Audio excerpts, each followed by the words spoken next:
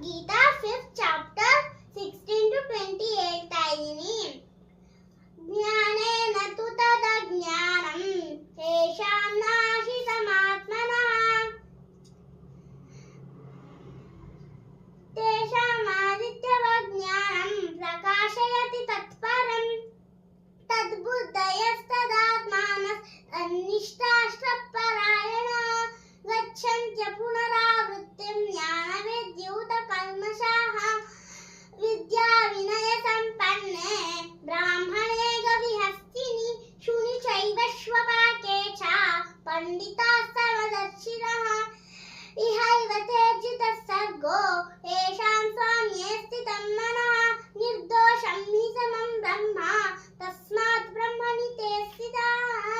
न प्रहृष्येत् प्रियं प्राप्य नोद्विजेत् प्राप्य च प्रियं स्थिरबुद्धिरसम्मूढो ब्रह्मवित् ब्रह्मनिस्थितः